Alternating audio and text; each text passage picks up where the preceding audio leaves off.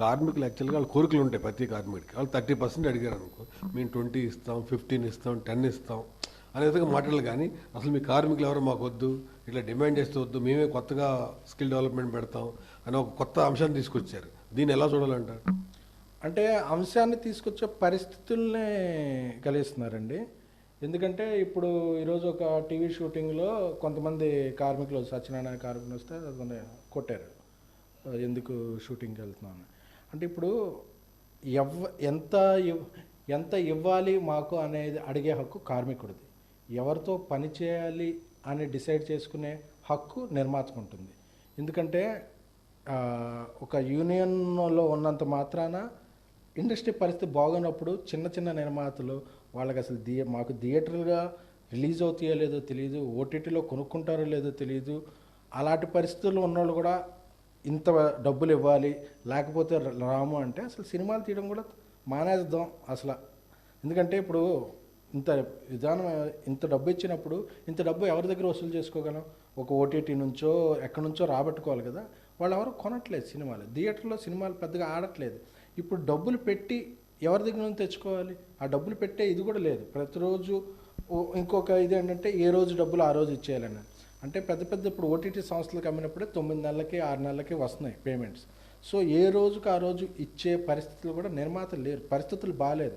ఎందుకంటే నిర్మాత అంటే అది ఒక గ్లాస్ హౌస్లో ఉండే ఇది కాబట్టి వాళ్ళ దగ్గర ఆ పదం టెక్నాలజీ పెద్దగా ఉండి అందరంటే ఇక్కడ ఎవరు క్యాష్ పార్టీలు లేరు.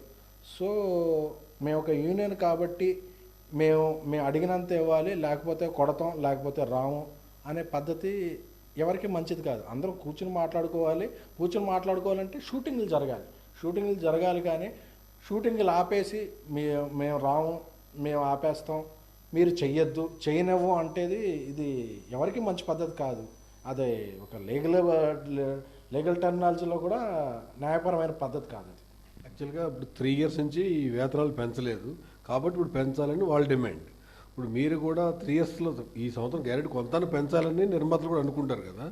లేదు మేము పెంచకూడదు, ఇలాంటి ప్రాబ్లమ్స్ వస్తున్నాయి ముందే మీరు డిస్కస్ చేసినప్పుడు ఈ స్కిల్ ఏదైతే ఇప్పుడు స్కిల్ ఎంప్లాయీస్నే పెట్టుకోవాలి, ఇప్పుడు మొన్న మీరు వెబ్సైట్స్ అన్ని పెట్టి పిలిచారు కదా, అది ఇప్పుడే ఎందుకు 1 year ముందే ప్రారంభించుంటే ఇప్పుడు స్కిల్ నిజంగా మీరు అన్నట్టు తయారు చేయడానికి అవకాశం ఉండేది కదా.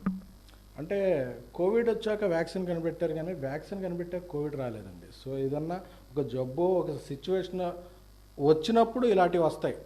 సో ఇప్పుడు అందరూ మేము రావడం మానేసాం అన్నప్పుడు ఒక్కసారిగా అరే మనం ఎలా బతుకుతాం, సినిమాలు అయిపోయినాయి, 100 కోట్లు రొటేషన్లో ఉన్నాయి, ఇప్పుడు ఏదో ఒకటి చేయాలి. సో ఇప్పుడు తప్పకుండా అని ఇది పెట్టినప్పుడు కూడా చాలా పెద్ద ప్రాసెస్. పెట్టగానే వెంటనే స్కిల్డ్ పీపుల్ వచ్చేసి ఆ ఫిల్టర్ అయ్యడానికి ఇమ్మీడియట్గా జరగదు, కొన్నాళ్ళు పట్టుద్ది. బట్ ఇక్కడ నుంచి చేస్తే ఒక ప్రాసెస్ అవుద్ది. ఎందుకంటే మనం అవతల వాళ్ళ పరిస్థితి ఒక డిమాండ్ చేస్తున్నప్పుడు ఒక చిన్న తక్కువ వేతనం చేసుకునే డైలీ లేబర్ ఏమైనా ఉంటే వాళ్ళకి కొంత % పెంచాలంటే అది అందరూ కూర్చుని మాట్లాడుకునేది. యూనిఫామ్గా అందరికీ 30% పెంచాలి, పెద్ద సినిమా నుంచి మీడియం నుంచి చిన్న నిర్మాతలు అందరూ కూడా ఇవ్వాలి అనేది ఒక అలవికాని డిమాండ్. ఎలా అంటే ఒక అమ్మాయి ఉంది, ఒక అమ్మాయిని 4 ప్రేమిస్తున్నారు, అందులో ఆ అమ్మాయి ఎవరిని ప్రేమించాలనే హక్కు ఆ అమ్మాయికి ఇవ్వాలి. కానీ అంతేగాని మేము ముగ్గురం ఒక సిండికేట్గా ఫామ్ అయ్యాం, మా ముగ్గురులో ఉన్న ప్రేమించు లేకపోతే అసలు నేను ఎవరిని ప్రేమించుకున్నాం అన్నట్టు ఫోర్స్ చేసినట్టు ఉంటుంది. ఇదేంటంటే లవ్ అనేది మ్యూచువల్గా ఉండాలి కానీ ఫోర్స్ఫుల్గా ఉండకూడదు. సరే మన కార్మికుడు అని మన నిర్మాత అనుకోవాలి, మన నిర్మాత అని కార్మికుడు అనుకోవాలి. అంతేకాని మాకు సంఘం ఉంది, అసోసియేషన్ ఉంది, మేము చూపిస్తాం అంటే ఇప్పుడు డబ్బు ఖర్చు పెట్టేవాళ్ళు కూడా మేము ఎలా తెచ్చుకుంటాం, ఈ డబ్బు ఎక్కడి నుంచి వస్తే, దీనికి ఎవరు ఇస్తున్నారు అనేది